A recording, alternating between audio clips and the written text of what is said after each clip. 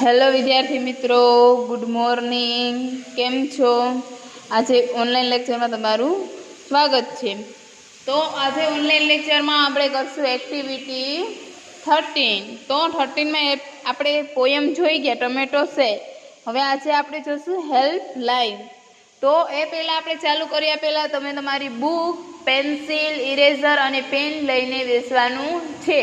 તો હું જે લખાવું તે લખવાનું છે ને હું આ કરાવું છું તે કરવાનું છે. તો હેલ્પલાઇન પ્રાણી, હવે હું જોઉં પેન્સિલ રાખતા જવાનું ને સમજતા જવાનું છે. તો હવે હું પહેલી સૂચના વાંચું છું. પ્રાણી, પક્ષીઓ, ફળ, ફૂલ વગેરે ચિત્રો લઈ પ્રશ્નોત્તરી કરાવો. પ્રશ્નોત્તરી કરાવવાની છે. તો કે વોટ ઇઝ ધીસ, એટલે કે ઇંગ્લિશમાં પ્રશ્ન પૂછવાનો કે આ શું છે. તો કે ધીસ ઇઝ અ બનાના, તો કે આ બનાના છે. ધીસ ઇઝ અ મેંગો, તો કે આ મેંગો છે. એવી રીતે તમારે ચિત્ર જોઈ અને કરવાનું છે. પછી ફરીથી આ સૂચના બધી વાંચી લઈએ. ફરીથી ચિત્ર પત્તું હાથમાં લઈ અને વાક્ય બોલી તે વાક્ય બોર્ડ પર લખો. તો બોર્ડ પર લખવાનું છે. પણ આપણે આજે આ લેક્ચરમાં અહીંયા હાથથી કરાવું, પછી તમને આગલા લેક્ચરમાં, એના પછીના લેક્ચરમાં હું તમને બોર્ડ અને વસ્તુ દ્વારા હું તમને કરાવીશ. પછી જેમને ઓરેન્જનું ચિત્ર લઈ, એટલે કે એક ઓરેન્જ લેવાનું અને this is a N orange લખવું. તો કે આ ધીસ ઇઝ અ પેન્સિલ, આ તો કે આ પેન્સિલ છે. એવી જ રીતે આવા 5 વાક્ય બોર્ડ પર લખો. બોર્ડ પર લખવાના છે, પણ અત્યારે આપણે એમાં લખી નાખીએ. એક સમય માત્ર ફળ, ફૂલ અથવા પ્રાણી અથવા એક એક પક્ષીઓનો એક એક સમૂહ શબ્દમાં લેવાનો છે. પછી વાક્યમાં શબ્દ આડા અવળા ક્રમમાં વાંચો. જેમ કે એન ઓરેન્જ, ધીસ ઇઝ. તો આટલું વાક્ય આપેલું છે, તો આપણે શું લખવાનું? This is a N orange. થઈ ગયું. એવી રીતે વાક્ય બનાવવાના છે. જે શબ્દ વાંચતા હોય તે સિવાયનો શબ્દ કાર્ડ પેપરની મદદથી ઢાંકી દેવો. જે શબ્દ વાંચતા હોય તેને કાર્ડ ઉપર ઢાંકી દેવો. તો હવે આ બધા વાક્યોમાં કેટલાક અને કયા કયા શબ્દ સરખા છે તે બોલવા અને બોર્ડ પર ઓળખી શોધી કાઢવાના. આ વાક્યોમાં an orange, a banana, an apple કયા છે તે જોવું. એવા પ્રશ્ન વિદ્યાર્થીઓને પૂછી તે શબ્દોને બોર્ડ પર બતાવવા અને વિદ્યાર્થીઓને બોલાવવા. પછી આ વાક્યમાં ઈટ ક્યાં છે, એન એ ઇઝ ધીસ કયા છે તે તેમ પણ પૂછવું. પ્રત્યેક શબ્દ ઓળખાવો. વિદ્યાર્થીને બોર્ડ પર તે વાક્ય બતાવો.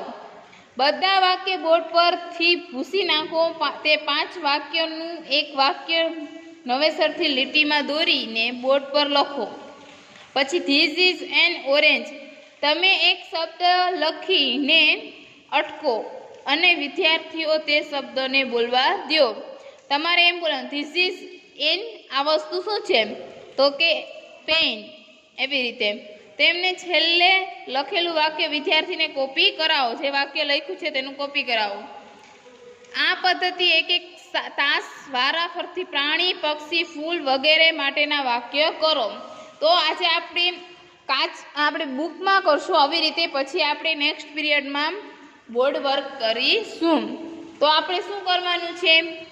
પ્રાણી, પક્ષી, ફળ અને ફૂલ એવી વસ્તુનું લઈ અને વાક્ય બનાવવાના છે. સમજાઈ ગયું? તો અહીંયા લખો એક્ટિવિટી 13. પછી અહીંયા શું લખ્યું છે? હેલ્પલાઇન. લખાઈ ગયું? હેલ્પલાઇન સમજાઈ ગયું? તો હવે હું જે વાક્ય લખું, અહીં સૂચના લખી લ્યો. અહીં આપેલા પ્રાણી, પક્ષી, ફળ, શાકભાજી, ફૂલના ચિત્રોનો ઉપયોગ કરો. મારી સાથે સાથે સૂચના લખી નાખજો. લખાઈ ગઈ? તો હવે તમારે હું અહીંયા એક વાક્ય લખતી જાઉં. પ્રાણી, પક્ષી, ફળ, શાકભાજી, ફૂલ બધાના ચિત્રોનો ઉપયોગ કરી અને હું લખું છું. તો કે ચિત્ર આપેલા છે આર્યા. જેમ કે ઓનિયન છે, ઓનિયન બરાબર. તો શું કહેવાનું કે ધીસ ઇઝ અ ઓનિયન. સમજાઈ ગયું? એવી રીતે વાક્ય બનાવવાના છે. તો સમજાણું? તો હવે આપણે વાક્ય લખીએ. પ્રાણી, પક્ષી, ફળ, શાકભાજી અને ફૂલના ચિત્રનો ઉપયોગ કરો. તો હવે આપણે ચાલુ કરીએ. અહીં શું કીધું હેલ્પલાઇનમાં કે વોટ ઇઝ ધીસ, એટલે કે એવી રીતે પ્રશ્ન પૂછવાનો છે. તો આપણે પછી એને પછી લખશું કે ધીસ ઇઝ અ બનાના. સમજાઈ ગયું? એવી જ રીતે તો લખો. પહેલું વાક્ય what is this question mark. તો અહીંયા એક પ્રાણીનું ચિત્ર આપેલું હોય. વોટ ઇઝ ધીસ લખી નાખ્યું. તો હવે આપણે પ્રાણીના પેલા નામ કીધું છે અહીંયા પ્રાણીના. તો પેલું નામ લઈએ આપણે ટાઈગર. તો કે આ ટાઈગર છે બરાબર. વોટ ઇઝ ધીસ, તો કે આને શું કહેવાય? તો કે લખો ધીસ ઇઝ અ ટાઈગર. સમજાઈ ગયું? એવી રીતે ચિત્ર જોઈને કરવાના છે વાક્ય.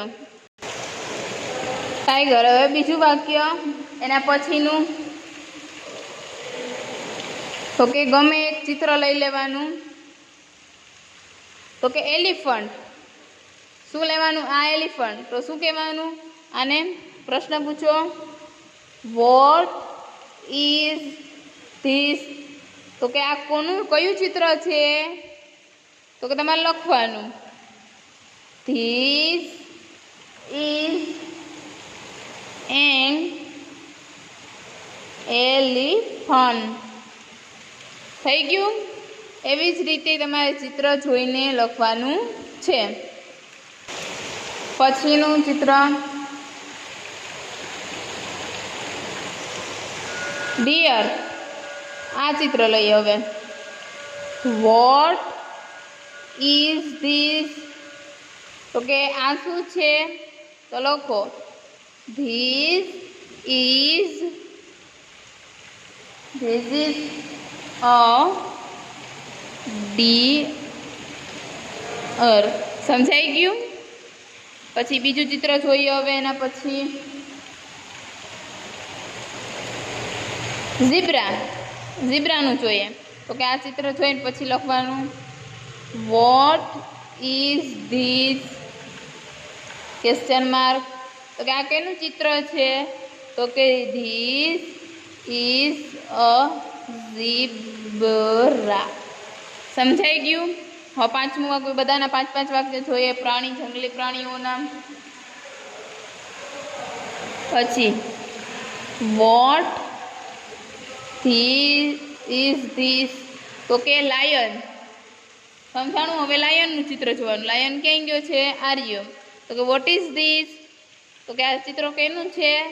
તો કે ધીસ ઇઝ અ લાયન. થઈ ગયું? લાયન. સમજાઈ ગયું? હા. તો 5 વાક્ય થઈ ગયા. તો હવે આપણે પ્રાણી પછી શું કીધું હતું? પક્ષીઓના નામ. તો લખવા બનજો મારી સાથે સાથ. હવે એના પછી પક્ષીઓના નામ. પક્ષીઓના નામના પેલો પ્રશ્ન. તો કે વોટ ઇઝ ધીસ. તો કે આ ચિત્ર છે બરોબર. આ ચિત્ર છે. તો કે વોટ ઇઝ ધીસ. તો કે આ ચિત્ર કયું છે? તો કે ધીસ ઇઝ અ ક્રાઉ. સમજાણું? કેનું ચિત્ર છે? ક્રાઉનું. એવી જ રીતે બીજા જોઈએ.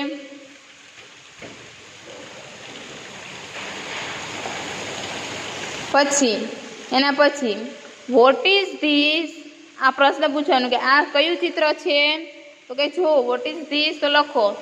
બીજો પ્રશ્ન વોટ ઇઝ ધીસ ક્વેશ્ચનમાં તો કેનું ચિત્ર આપણે જોયું હતું સ્પેરોનું તો લખો ધીસ ઇઝ અ સ્પેરો. લખાઈ ગયું? સમજાણું શું કહેવા માંગે? એના પછીનું ચિત્ર જોઈએ. આ કોઈનું ચિત્ર છે તો પૂછો વોટ ઇઝ ધીસ તો કે આ ચિત્ર કઈનું છે કાઇટનું તો લખો ધીસ ઇઝ અ કાઇટ તો લખો પાછું વોટ ઇઝ ધીસ. તમને કઈનું ચિત્ર બતાવ્યું હતું કાઇટનું તો લખો અહીંયા ધીસ ઇઝ અ કાઇટ. સમજાણું? એના પછીનું એક ચિત્ર બતાડું તમને. વોટ ઇઝ ધીસ તો કે ધીસ ઇઝ અ પીકોક એટલે શું થાય વોટ ઇઝ ધીસ. તો આપણે કયું ચિત્ર જોયું મોરનું તો લખો ધીસ ઇઝ અ પીકોક એટલે કે મોર લખો. પછી એના પછીનું પાંચમું ચિત્ર જોઈએ તો કે ધીસ વોટ ઇઝ ધીસ એ તો થઈ ગયું સ્પેરો. પછી અહીંયા જોઈએ પીગન તો કે વોટ ઇઝ ધીસ તો કે ધીસ ઇઝ અ પીગન તો લખો અહીંયા વોટ ઇઝ ધીસ લખો ધીસ ઇઝ પીગન PIGEON. થઈ ગયું પક્ષીના. આપણે પેલા પ્રાણીના જોયા પક્ષીના જોયા. હવે આપણે ફળના જોશું તો કે ફળ ઓના નામ. તો પેલું ફળ ચિત્ર જોઈને હું તમને કરાવીશ. તો હવે આ ચિત્ર છે આને શું કહેવાય મેંગો તો કે પ્રશ્ન પૂછો વોટ ઇઝ ધીસ તો કે ધીસ ઇઝ અ મેંગો તો લખો અહીંયા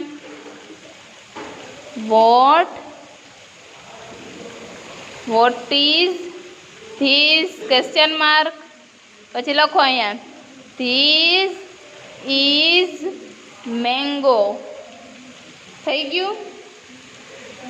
એવી જ રીતે બીજું ફળ તો કે આ શું છે વોટ ઇઝ ધીસ તો કે ધીસ ઇઝ અ વોટરમેલન. શું કહેવાય આને વોટરમેલન એટલે કે તરબૂચ. લખો વોટ ઇઝ ધીસ તો કે આપણે ચિત્ર જોયું એને શું કહેવાય તો કે this is watermelon.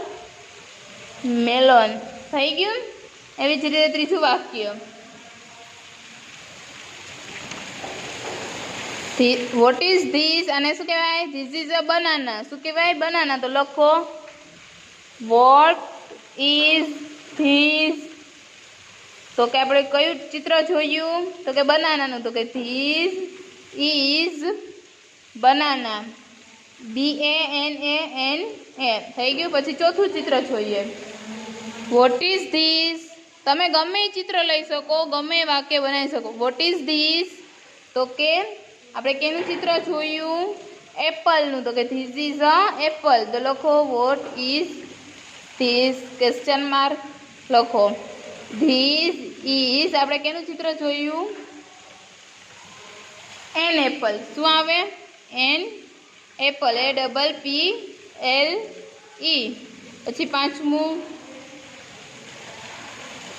What is this આને શું કહેવાય સ્વીટ લેમન. શું કહેવાય લેમન તો કે લખો સ્પેલિંગ વાક્ય what is this question mark. એનો જવાબ આપણે કયો ચિત્ર જોયું તો કે સ્વીટ લાઈમ એટલે કે ધીસ ઇઝ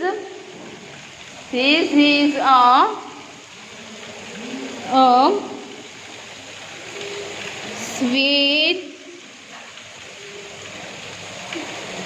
લેમન. સમજાઈ ગયું? તો આપણે પહેલાં કયા જોયા હતા પ્રાણી પક્ષી અને ફળ.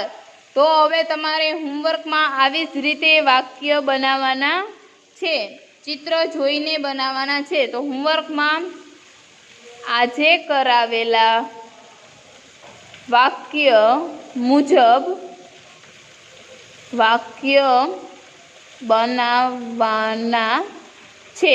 તો કે કેના કેના? શાકભાજી અને ફૂલના નામ બનાવો. સમજાઈ ગયું? શું હોમવર્કમાં આપ્યું છે?